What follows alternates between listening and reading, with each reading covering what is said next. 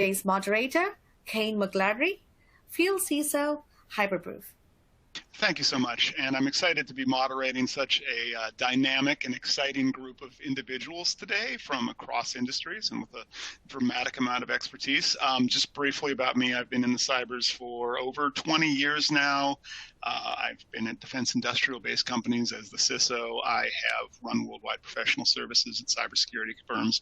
And only other thing to mention, I'm a senior member of the IEEE as well. With that, let's get to our first panelist. Shira, please tell us about yourself. My pleasure to be here today. Thank you, Kyle. Way of background, started, ran, exited a couple of cybersecurity companies, been consulting and advising later stage startups for about 15, 16 years, and advising and consulting to some of the Fortune 100 companies for the last 10 years as well. Wrote a book on cybersecurity, known in the industry as an expert in the human factors of cybersecurity and strategy, and been a global keynote speaker around the world around those topics, and have the pleasure of being with you all here today. Fantastic, thank you. And let's move to our next panelist, Jeremiah.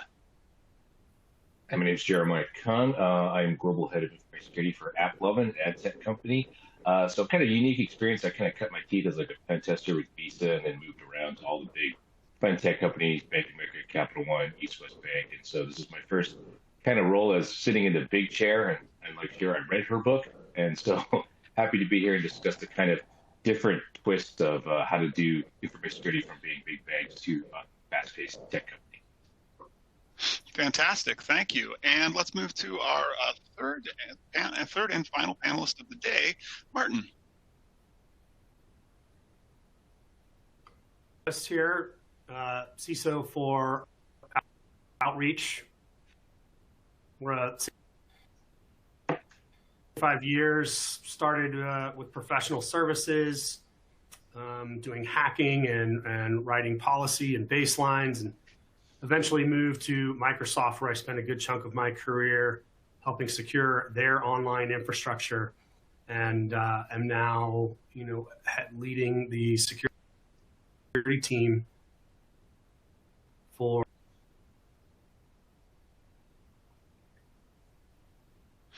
Fantastic. And I think, Martin, we might be having some audio issues on your side. No. Okay. That's okay. That's okay. We've got a minute. Well, I was going to set out some ground rules. Just remind our panelists today, we're going to take a format where I will ask a panelist a question, and the other two panelists will have the opportunity to respond. I will ask that everyone, kind of keep your initial answers to about 2 minutes, so everyone has the opportunity to add their contributions, and that way at the end we'll have enough time for some audience interaction and get some live questions from our audience that we're so privileged to have here today. With that, let's move to our first question for our panelists, and let's start with Jeremiah on this one. Tell us how you understand the baseline interests as well as the risk tolerances for your individual stakeholders, people like the board members, the senior executives, as well as anyone else. Yeah, I tell you, I think, I know COVID kind of really slowed things down in this area, but for me, it's really one-on-one conversations, walking around, talking to folks, setting up meetings. That's what I did my first 3 months at AppLovin, was one-on-ones with everybody. How do we make money? Understand that, understanding what type of risk you're willing to take on. I was even lucky enough to get one-on-ones with each board member that I had to report to, and find out, hey, how do you see information security? It's a very diverse background. Some came from, hey, I like to see it in this scorecard, to other ones, hey, just leave the developers alone, let them do what they want to do so we can build things faster. So really trying to get all that information. It's really communication going forward. I mean, there really is no formula per se. I think it's really still a human aspect to get that information. Okay, so a lot of one-on-one meetings there. Shira, you talked and just in your introduction about the human factor. Would you like to answer next? Certainly. I just have to agree with what Jeremiah said. I think it's very important to have those levels of communication, and a lot of organizations struggle with the hierarchy when it comes to communication, who is able to report to who, how they're able to get the feedback that they need. But in order to establish proper, I would call it one of the areas of cyber hygiene, is cross communication within the different levels of the organization, that you're able to get back the right feedback in order to put the right protocols in place and be able to get the feedback that you need in order to be effective. Okay, so we've got one-on-ones, we've got cross-communications. Martin, any additional thoughts on understanding people's baselines and then being able to communicate those out?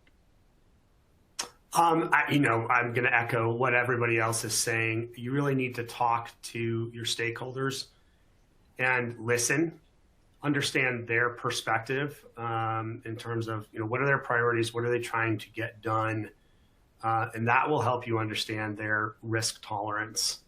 Sometimes it's going to be very different than yours, and it could actually be in the right direction, or a direction that is unexpected. So, an unexpected direction, such as?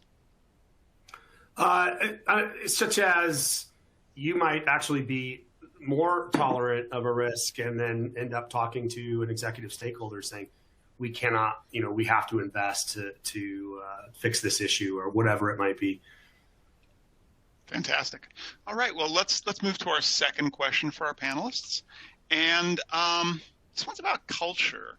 So let's give this one to Shira just on first. So tell us how you influence a culture of cybersecurity as well as overall risk awareness at a company or at an organization. Well, that's a great question. And I think it boils down to the human factors piece. Just think about any type of organization or club or group that you personally feel attachment to, and you feel that allegiance to, and you feel that you want to support it. You feel part of something. And when you need to establish a culture within the organization, I think it's critical for organizations to understand the makeup of the organization, who the people are, what their backgrounds are, what their interests are, really getting to know your personnel, not just on a one-on-one basis, but also what their backgrounds are, where they come from, and being able to tap into that in order to establish a cohesive type of environment. When you talk about culture, that's almost a part, again, of a cyber hygiene piece within an organization, because you want people to feel that it's personal. When something is personal, it becomes something natural that people just tend to do without thinking. So if you want to have a culture within an organization, it needs to be meaningful, it needs to be personalized, it also needs to be something that they can feel that they're part of, and then they will become more careful in terms of establishing the culture as you then extend the awareness within the organization. So obviously within that, you'll have the organizational ongoing training, you'll have the cyber awareness that comes with the training, but make it ongoing, make it meaningful, make it relevant, and have that communication as we spoke about right at the beginning too. You need to not just push down what the laws are within the organization, but get the feedback, hear who they are, how they work, and then establish it around the type of protocol that is needed, because you don't want people to circumvent your security. You want them to feel part of something, have that culture within the organization, and keep that a momentum, but keep that as a living, almost I wouldn't call it a living being, but a living type of feeling within the organization that people really attach themselves to in a way that's meaningful to them. So those are some really great points, Shira, that you've made. And I really like your focus there on making it personal and understanding and connecting with other people based on their backgrounds. Jeremiah, let's hear from you next on this question. Yeah, influencing culture is tough, depending on the size of the company. Coming from Bank of America or Capital One, you have hundreds of thousands of employees. It's very difficult to do. So it becomes a team effort to really kind of get out there and send advisors and sit in different departments. Luckily, when a smaller company knows about 1,500 people at that point, and so I can kind of sit down and meet with folks and spend time and touch base. And also being a very Slack-oriented company, everyone reaches out to each other at any time.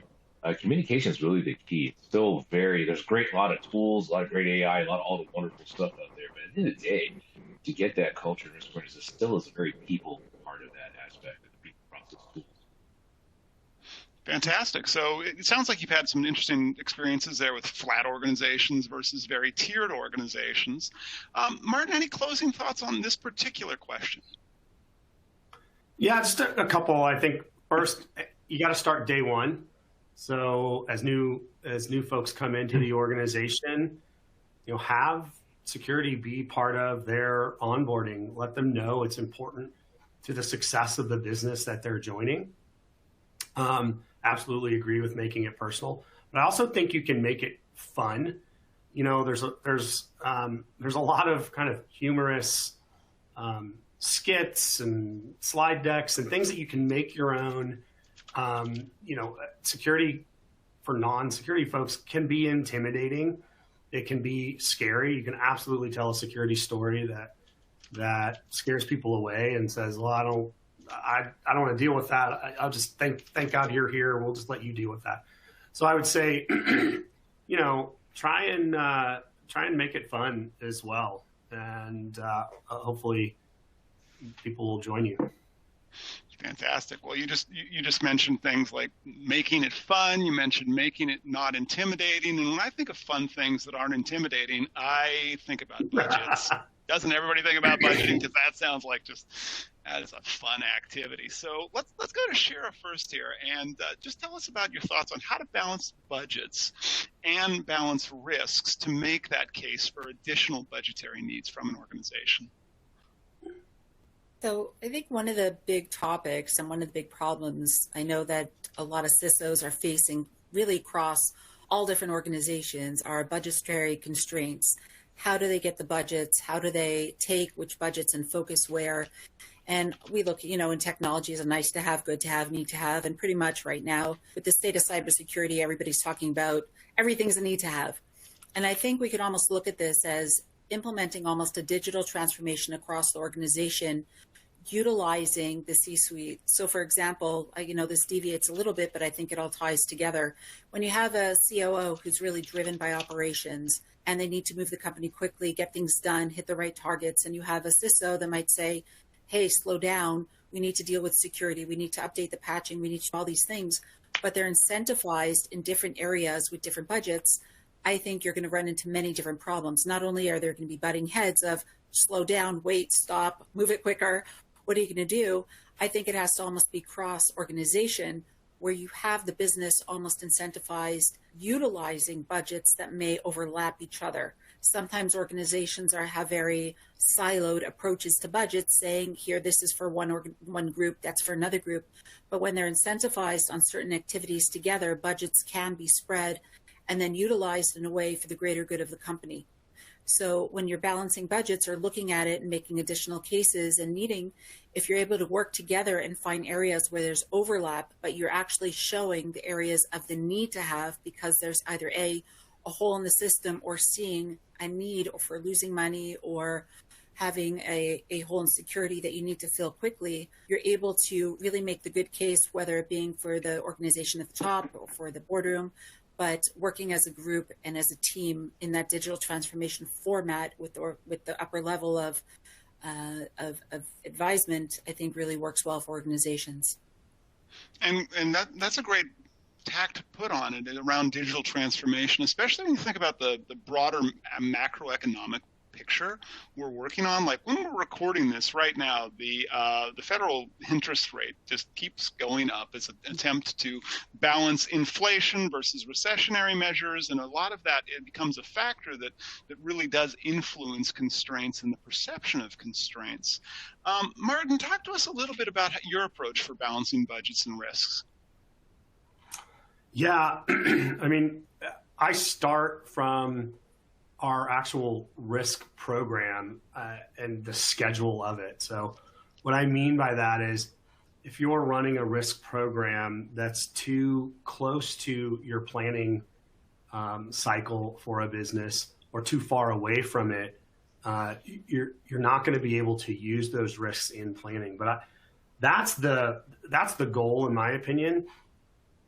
Run your risk assessment, make sure you have a good cadence for communicating the risks and the reduction and treatment plans. And as much as possible, get those risks in front of your peers, the leaders and owners of other budgets across the business, so that they can use them to plan their own budgets. And they may say, hey, look, I need to deprioritize this because I have another priority, but that goes back to our very first question, understanding the interest and risk tolerance of the other leaders. But make it part of the organization's planning. Don't just make it about security's budget and their planning.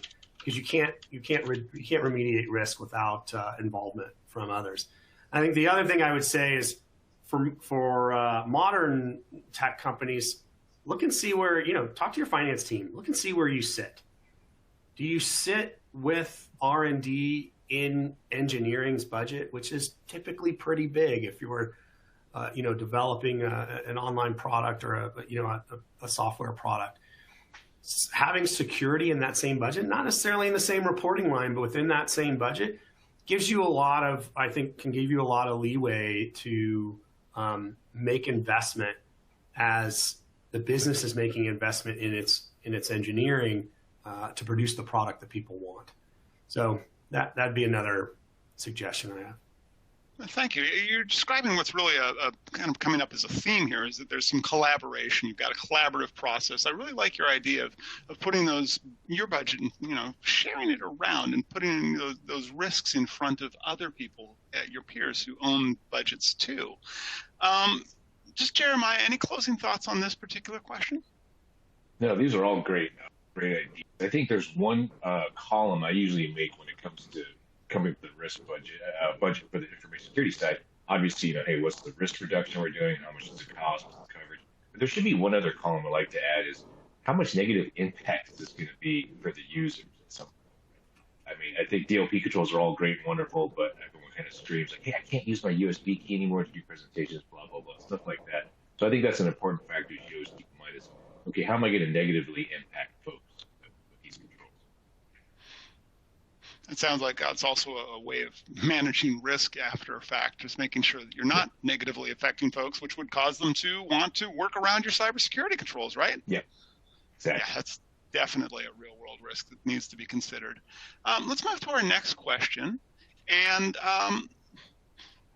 let's talk about siloed approaches. This is one of those where some companies they've got their cybersecurity risks, and then they've got all of their other risks. And other companies say, well, actually, no, let's just talk about risk all up.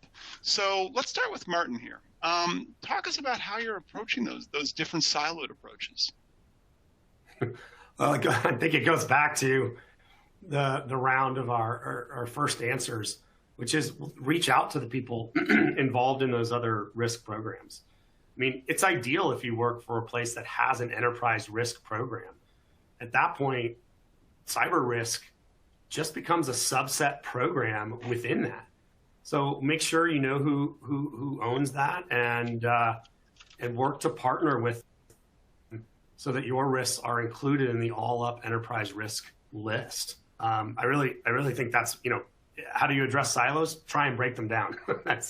That may seem over simplistic, but you've got to work with those other stakeholders and make sure that you understand how they view risk, help them understand how you view it, and hopefully you can come to a common understanding and elevate the visibility of the cyber risk that you're trying to bring forth to the rest of the organization. Okay, and I'll put that question now to both Shira and to Jeremiah. If you want to have a chance talking about this, Martin spoke about making cyber a subset of ERM, of enterprise risk management. Any additional thoughts on how we could break down those silos, or actually, conversely, if you want to say, is a siloed approach better? No, I'm definitely against the siloed approach. Well, go ahead, Shira, please. No, please continue. All good. Okay, sorry. Yeah, so I'm against the siloed approach for sure. I try to meet regularly with my business leads. Again, luckier being a smaller company, I can do that. Touch base with them every 4 to 6 weeks. What are the latest projects? What's happening? Give me a assess. What types of data are you using? What can I do to help? Another good example of how we touch base with business leads, like the Uber breach that happened recently. So I did a complete write-up of this is what happened at Uber. This is, the concerns. This is why we were or weren't affected. And then I sent individual Slack messages to each of the business leads to let them know, hey, we're on top of it. Do you have any questions? Reach out. I think this is just a good way to keep that communication flowing with the business leads. So they know that, hey, we're looking out for you. And if you see something, come talk to me. Fantastic. Shira, I think you had some thoughts on this? Yeah, well, definitely echoing what both Jeremiah and Martin said. The one thing I'll just kind of break it down to an easy format of understanding. I think a siloed approach is really standing on an island by yourself and saying, I'm doing it my way, and having multiple islands all functioning themselves without any bridges that are connecting them. And if you're, one finger on a hand, you're only as strong as that one finger. You put all the fingers on a hand, it's much stronger. I think if you're able to bridge that gap and work together, you're obviously not working against each other. I've seen organizations where they have separate risk management, kind of, as you mentioned, siloed, but they weren't working well together to make the organization flow well, whether the different types of protocols were set up to almost countermeasure what people were trying to achieve. So it wasn't a smooth type, let's call it an operational movement. So very much what they both said, just with an understanding of we're only stronger together, work together, don't try to break down things that are trying to organize the organization in a more fluid way. Fantastic. And I think our next question coming up really does speak to some themes that we've had here so far. And it's around pain points. It's around those things that you're seeing. We've talked about these, but Cheryl, let's just take this one on head on. What are the things that you're seeing as big pain points? You consult and advise a lot of organizations. What are they seeing? What are you seeing in cybersecurity and risk? Well, I think, as we all see, there's the uptick in cyber attacks and ransomware attacks. Everybody is dealing with being both proactive and reactive in their cyber posture, where in the past it was, what do we do once we're attacked and if we're attacked? But we all know it is happening. The question is when. So companies are now focusing on linking the two of proactivity as well as reactivity in that approach. I think also dealing with third-party vendors, there's many more vectors of attack surface. Their attack surface is much broader. Organizations really have to understand where their data is, where it sits, who has access to it. Are they leaving too much data as they're, let me just go across. People are all migrating to the cloud now for more levels of security and automation and all sorts of things like that. However, there's also a small area that people aren't really talking about is the abundance of data that's being left in the cloud that is not needed.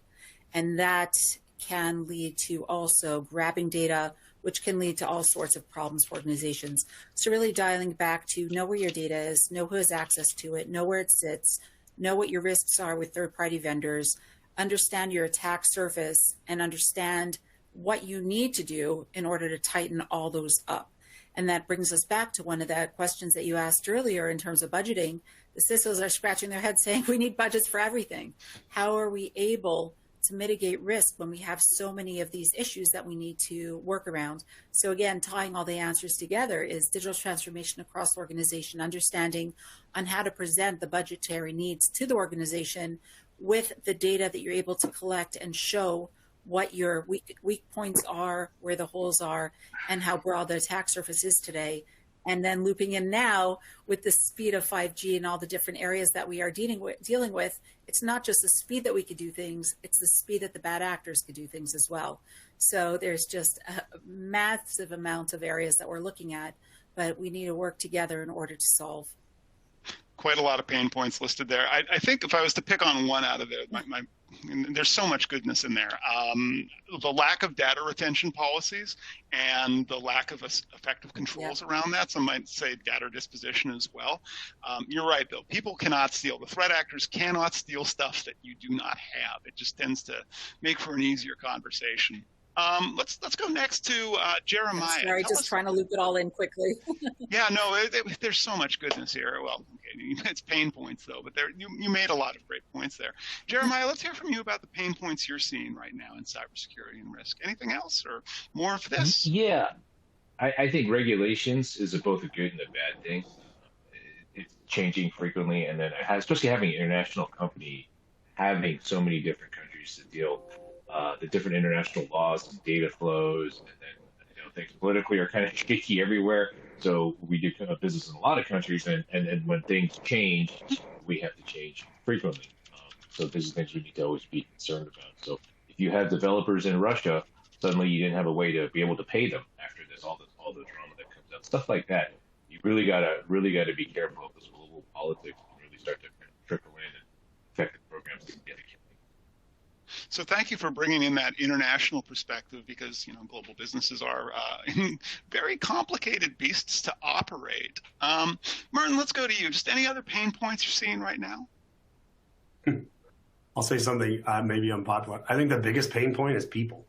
And what I mean by that is people are our biggest asset, but also our biggest risk. So we talked about needing a culture of security. It's got to start there. But people need to understand their responsibility. You have to give them the tools to prevent them from making mistakes. And so I think if you I think a people-centric approach to managing risk is going to get you the farthest. And by that, I don't just mean training. Training is a great baseline, but again, creating that culture and giving them the tools to not shoot themselves in the foot is a great place to start. I love the international perspective. I agree there as well. Regulations can be great for lighting the fire, but I think they can also take away critical time from security teams that are trying to do the right thing. And with the constraint in budgets, find that the only time they have to use their resource is complying with new laws, which I think leaves a lot of gaps in other places that need to be addressed. A lot of people are fond of saying compliance is not security, and I absolutely agree. So somewhere you need to balance that, and it will be specific to your business. And I do think you're right there. You need to spend time balancing your regulatory obligation. The time spent being compliant should not take away from the time operating your controls. So ideally, companies should lean in as much as feasible on automation there to get efficiencies, so that you're not actually spending all of your day getting audit fatigue, which sounds like a bad time, honestly. Let's move on to our next question. Let's talk about some more people topics, actually. Let's talk about our board members and our senior executives. And Jeremiah, I'd love to hear your thoughts on really a nuanced, a balanced approach here for how do you show the and it's going to be judgy, the right number. What is the right number of risk metrics and KRIs, and how do you show that to senior executives and the board? Yeah, having seen and worked on board reports at big companies and now at a bit of a smaller company, it's interesting. I've been to places where they've got these huge decks and slides of all these numbers and KPIs and KRIs. I felt like I was having a stroke trying to look at all the different colors and stuff. And I often wonder, talking to board members themselves, are you getting any value out of this? And to them, it's feels like it's mandatory. It feels like we need to have something to say that we did something. But it didn't really show any value. So the approach I've been taking now is really, again, speaking to the board members. What do you want to see? What do you want to show? And I think a great conversation I had with one of our key audit committee members was, look, just throw a stake in the ground. Show me how things are doing right now. Measure it best you can. And then if it's all red, that's fine. Just grow it over time. Show improvements and widening. So that made it a lot easier for me to kind of go back and go, okay, this is what we need to do. This is how we show it. I used it against the NIST CSF scorecard. That helped. Easiest because they have all the controls listed and showed where we were doing well and we weren't doing well, and I think that was easiest. But at the end of the day, the real metric was how are we improving? Is there anything to worry about that they want to look at? Okay, and I just want to ask one follow-on question, just specific to using NIST cybersecurity framework. Did you find that the board members got that, or did you have to do a little bit of introductory talk on here's what a cybersecurity framework is? For some of the board members, they were very savvy to that, because that's their world. It was NIST 800. I keep it some CSFs a lot more forgiving and more understandable for an internet company. And the other ones are just show me the colors. Is it getting better? Because they're more concerned about business aspects, and that's totally fine. They're concerned about making the money. So, okay, so anything we need to worry about, that's where you have the little dialogue piece on the side. This is what we need to improve. This is our next steps, and this is using industry cases help too. So this is what happened. You had to pick an Uber, but this is what went wrong there. This is why it didn't affect us. And these are things you're doing to prevent just in case. Fantastic. Well, so you've talked about, also making it feel so it's not mandatory, so they get value out of it. let's go to I don't know, Shira or Martin. Actually, your pick. Who would like to go first on this of how to show that right number of risks to your board, your senior execs? Martin, go sure. ahead. That's in your wheelhouse. Yeah, so I don't think there is a right number. I can tell you, what I've done in the past, and some of it's very similar to Jeremiah. Like, ask, talk to your audit committee. What do they want to see? What comes out? Because what you think might be what might be top of mind for you, it may not be top of mind for your board. And one thing to consider is often what's top of mind for your board are things that they've experienced in their other companies or things that are in the news. Most people these days understand phishing because to Shira's point, it's a personal thing. Everybody has a personal email. They're at risk for that. So, in one of my board meetings last year, there was all of a sudden all these asks about phishing. I thought, wow, that is just not at the top of my list right now. I feel like we've got it well handled. Here's why. I really want to talk to you about this risk. And so I found myself explaining why that was lower in my opinion versus what I wanted to tell them. I can tell you what I've done now is I've gone from here are all of our risks to here are our top 3. Let me tell you about those, our progress against them, and then kind of demonstrating the maturity of our program in addressing not only those, but the risk that I may not be going into detail around in a particular board meeting. So that's how I handle the balanced approach. I agree with Jeremiah. Too much data, it will just send board members wide-eyed and not give them a direction to focus on. They really want to know what is top of mind right now in that moment, and what are you doing to address it. So don't boil the ocean. Focus on those pieces that truly are top of mind. What keeps you up at night? That's what they want to know. Mm-hmm. And what are you doing about that? And I really like that you've got it down to the top 3 risks that you're going to be talking about. And that really speaks to our next question that we have here. True fact, I had a conversation with a company just the other day. They had 4,000 risks in their risk register. And you have to ask what life choices you've made when you have 4,000 risks in your risk register. I know another company that I've worked with, they've got 8. This one I want to put out to the group for who'd like to go first on this. Really the right level of granularity at effectively tracking the risks in an organization. Yeah, the guy with 4,000 risks, I think he's just having an issues tracker. Doing, right? It's not a risk register. Right. I think he needs to take it, or he or she needs to take it up to another level and roll them up to a control that's being failed at that point, right? And so the person with 8 risks showing 8 controls that aren't working, and there's 4,000 reasons why those 8 controls aren't working. Again, it's not the same company, I get it, but that's kind of the approach. I think is the best way to take it. Yeah, I think Jeremiah is absolutely. Oh, sorry. Go ahead, Shira. No, not at all. I just think that you have to define what risk is. I think risk for one organization is not risk for another. What actually triggers something that you'll classify as risk and then put it in the bucket of something that you have to really focus on. And as Jeremiah said, you have to kind of look at it in a way that makes sense for the organization itself. I want to poke on that. You used a word there, bucketing or categorization of risks. Do you see a broad variance between types of risks? A lot of what I'm sure the ISACA members will be thinking of is like confidentiality, integrity, availability, which don't necessarily map to business risks all the time. Do you see other categories really? Or regularly, I guess? So, yes. Yeah, just other buckets you see. Certainly you could go down to the human factors risk. You could talk about the phishing risks. You could talk about ransom. Everything comes in a category that's defined based on an organization. You can go to a bank and go to the top 3 banks in the country, and they'll all look at things completely differently. The reporting metrics are different. The people who you report into are different. The risk appetite is different.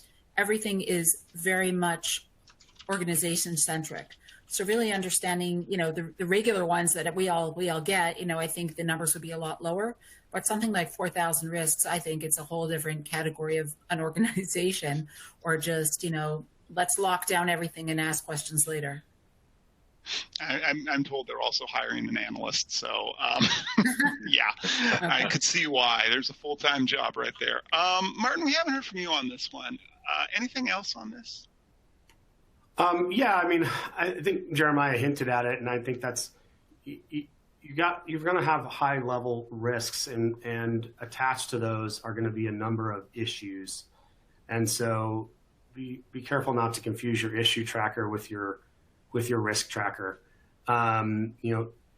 Typically you can have a risk treatment plan that addresses a number of issues all at once as part of an initiative or a project or something like that. So this is another instance where there's no right number, but 8 is likely too low and 4,000 is definitely too high.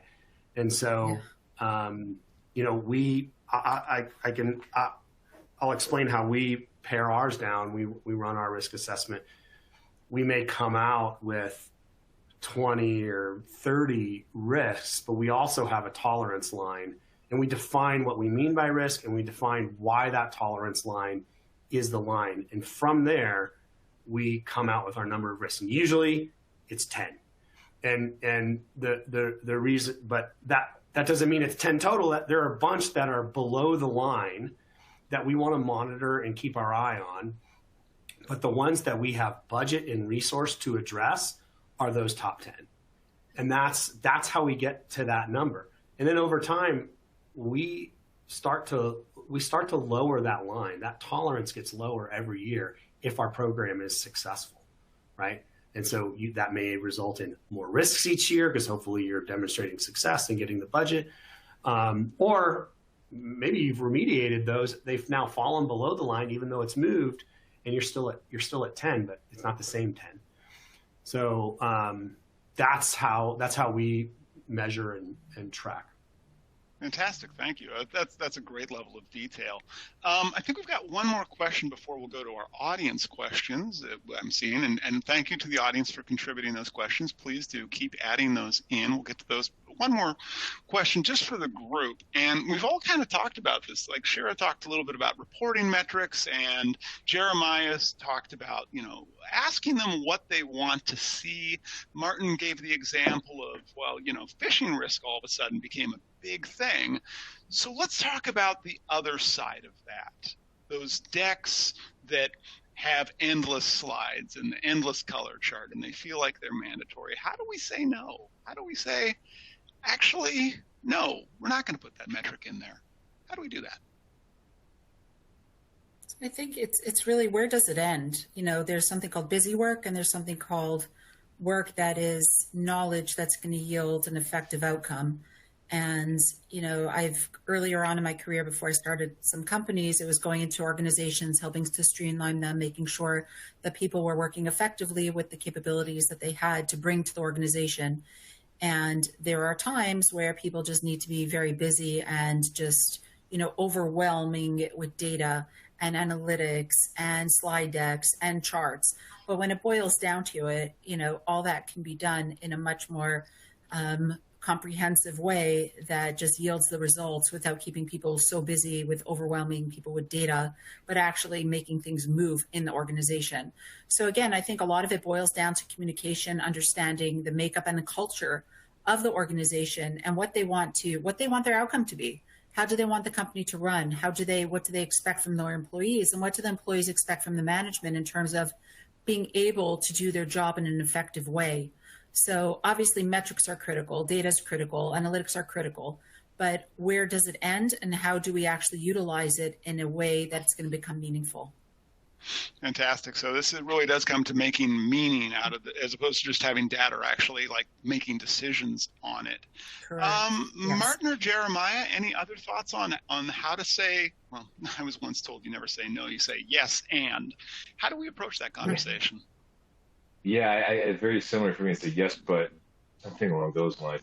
If the metrics report that we do have already most likely has what the senior executive wants. If not, then you might want to consider adding that. But for the most part, if it's a proper metrics with proper risk framework, You can say, yeah, absolutely. But actually, we do kind of track that here. We'll work harder to make it more clear to you. That's how that fits together. So your slide decks stay at a normal size at that point. That's kind of my opinion. Sounds reasonable. So you sound like you're not in favor of the 4,000 slide deck, the 4,000 slides, each one with a different color and line graph. Yeah, because at the end of the day, if you do something that all the boards will ever or any exec will focus on, well, what's red? Okay, that's all they seek is the red, and it could just maybe it's a bad measurement. It was a bad month. We don't know. There's not a lot of value. Right. Fair enough. Martin, close us out on this one before we go to our audience questions. Yeah, I mean, I think you point to the metrics you do have, why those are the ones that you've chosen. But I think you also have to be open to what is it that they're asking for? Maybe you have missed something. Again, perspective is important. Most of us are coming at this from long careers in security. And I think it can be easy to forget there's a business perspective or something else. And so the ask for another metric may be irrelevant. And if it is, I think there's a way to explain why or as Jeremiah pointed out, how you track that in a different way that may not be obvious. But I also think it's very possible that a senior exec may ask for a metric that you go, you know what, that would be useful. Let me go figure that out. So it's not always about saying no, but it's about gauging what the ask is, and then putting it in the context of the value it has to the success of your program and security posture. Fantastic. And I want to go to our first audience question. It's thank you, everyone, for submitting your questions. If you have more questions, please put them into the chat, or into the Q&A, I should say. But our first question really speaks to Martin's points there. So let's say you're the CISO. How do you know when you have the right number of metrics to make an informed decision as the CISO? Right? What is that right number of metrics? I'll throw this out to the group to answer. Yeah, that's a great question. I wouldn't look at it as like a volume of metrics. There's after you have a certain amount of experience, you kind of get a gut feeling of, yeah, we're kind of missing out on that. I think also that gut experience happens when you talk to a lot of folks in your peers, like right now what we're doing, and as well as inside the company and outside the company, you kind of start to see, yeah, we really need to start looking at this. Metrics it's a tricky one. I think metrics is something that comes after, in my opinion. Okay, so metrics come after, and there is some experience. Martin or Shira, any thoughts on how do we decide when we've got the right number of metrics as a CISO? Again, it's not about having the right number. It's about, do you have the metrics that tell a complete story about the health of your program and the health of the environment that you're trying to secure? So that's a tough one to answer. That's obviously not going to be one metric, but it's also probably not 100. So depending on your organization and where your top risks are, it's the metrics associated with how you're reducing those, and get it to something that is consumable. Double check it yourself. If you were to look at this, is it taking you 5 slides to tell one story? You probably have too many. I think you should be able to tell a risk, honestly, a metric story in 2-3 slides. So. Fantastic. Well, I want to take our next audience question, and I don't know, maybe Sherry, you want to have a go at this one. The audience member is asking how you'd operationalize requests from your board and your senior executive. So you get a request from a board member or senior executive. How do you actually make that happen? Well, I guess it depends, what it is specifically. If it requires a budget, that's always going to be a hard thing to throw at any specific group within the organization because people's budgets are highly constrained and nobody wants to add anything more because they're struggling already with dealing with how to utilize the budgets that they have. So I think, again, we can almost take it as if it's something that can be cross-pollinated across the organization and take little bits of budgets from each of the different groups within the organization and almost digital transformation type feel and look across operations and security, because at the end of the day, that's what we're doing. We need the company to run well, we need it to be secure, and how do we have people work hand in hand? So make it almost a joint effort and spread it across so it's more palatable to each of the groups. Okay, and Martin or Jeremiah, you've both worked with senior board members, you've worked with senior executives. How do you enact their operational concerns? Yeah, that's a good well, question. I think. Okay. Yeah, sorry, go ahead, Jeremiah. Oh yeah, no, I think their concerns is usually it's very big picture. It's kind of like that big pendulum with the top. The guys at the top do a little bit of this, and then everyone at the bottom is scrambled with this much to do. So you have to be very careful with what they want, and you just got to focus on what the request is. So they say, hey, the business is not getting enough visibility on zero-day vulnerabilities. I don't know why a board member would ask that. But then you say, okay, let's create a program that can kind of have threat intelligence news and this and that, and kind of have a RSS feed, stuff like that. But you have to get creative with those types of things, for sure. Yeah, I agree. I think you have to weigh it against. I think you just have to weigh the request against your existing programs. You know, can you modify a program to get them what they're looking for, or is this going to require an entire new investment? If it's going to require an entire new investment, then I think you may need to say, give me some time to look into that, and the answer may be no. You may look at your existing investments and say, there's nothing here I'm willing to sacrifice in order to get that answer. Then you have to come up with your explanation as to why that is. Again, it should all tie back to risk. What you're asking for, we've done our evaluation. It's not going to help reduce a risk significantly, but what we're doing right now is, and so that's where we're going to continue to focus. We'll make sure we monitor your ask, and if it starts to bubble up as something that we need to be more concerned about, here you can at least come with a proposal. Here's the program we would propose putting in place, and here's roughly how much that will cost us. So always, whenever somebody's asking for something new, I think always be prepared to say, yeah, we could do that. Here's what won't get done. And, and the impact of that, and then move forward. Fantastic. And we do have some more audience questions. Martin, I want to keep this next one on you. And then Jeremiah also spoke a little bit about visibility, and this is really about that. The audience member asks, given the complexity of tracking, measuring, and reporting on risks, how much should companies depend on their GRC, their governance, risk, and compliance tools, instead of spreadsheets? Well, I could say throughout my career, I have managed GRC through spreadsheets more often than I have through a GRC tool. However, we are managing it probably the most successfully I've seen it, and obviously we are hyperproof customers.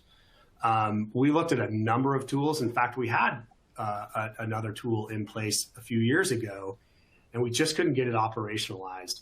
Hyperproof we were able to get it up and running very quickly through a fairly non-technical team and really start to use it. The first value we saw was in evidence gathering. Now we're starting to see value in measuring risk. We were doing that outside of the tool for a while, and with some of the new releases, we're going to start doing it within Hyperproof. So, how much should you do it in spreadsheets versus a tool? Well, it depends on the tool you've got. Hopefully it's there are some very comprehensive tools out there that require an army to get up and running. Hyperproof doesn't, and I think that's an advantage. It's not an easy thing to put together. I've seen so many tools throughout the years, and Hyperproof is coming at it from a simpler point of view. The UI and the organization makes it pretty easy to use. So. Thank you. I appreciate the feedback. And Jeremiah, you spoke in your last answer about some visibility too. Spreadsheets leaning in on your GRC tool. What do you think?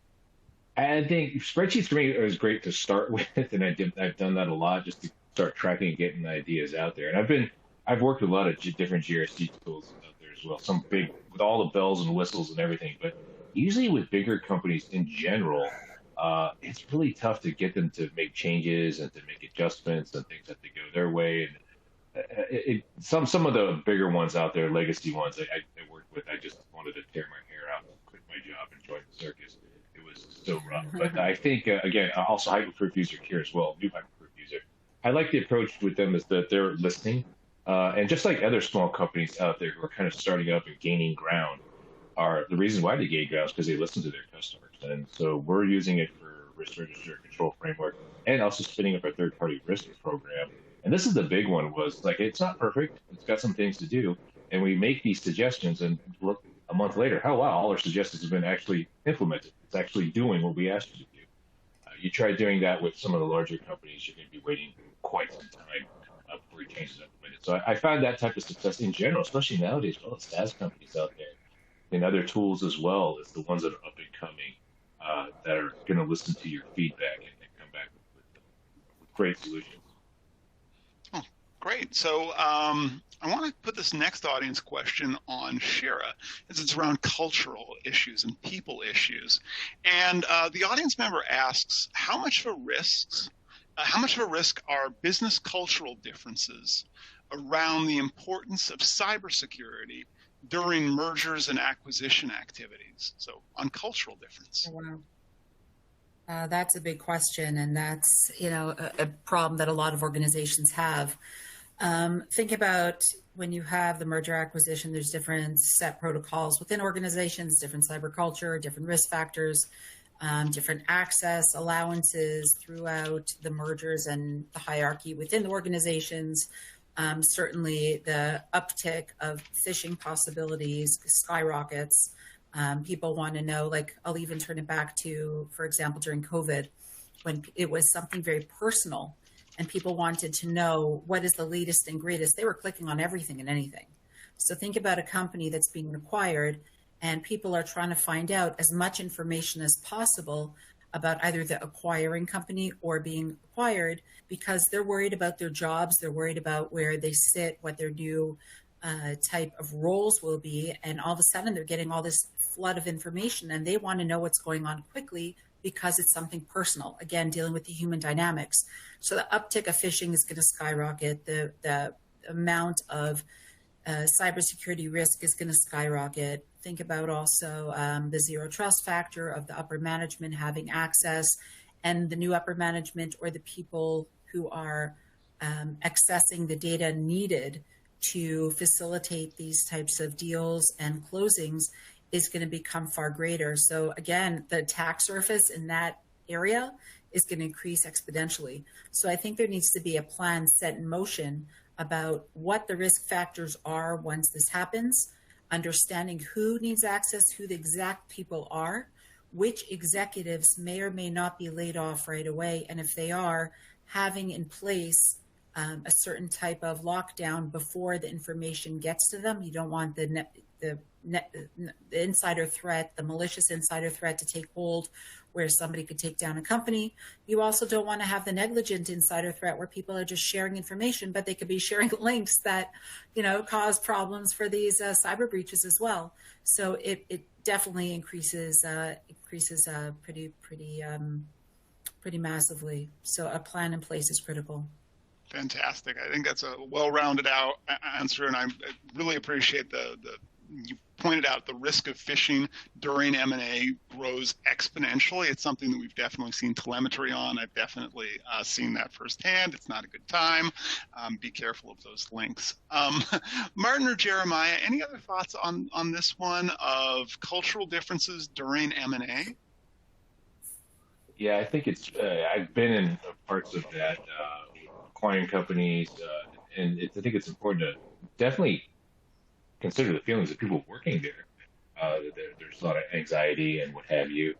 And I think just, again, sitting on site, sitting there talking to them, a trip out, if they're at a different location, and just to sit in a center area, not in an office locked away somewhere, but to be sitting where everyone sits and to talk to everybody helps alleviate some of that concern.